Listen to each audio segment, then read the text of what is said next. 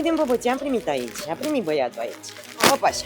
Am primit acest colet de la doamna Dana Gorun, care este adoptatoare de la distanță pentru Bobo.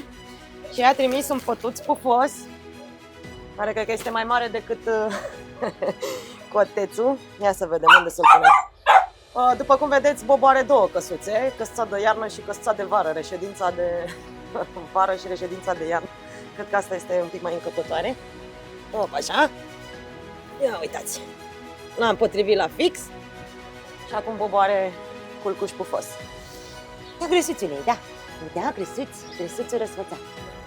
Mulțumim, doamna Dana Gorun.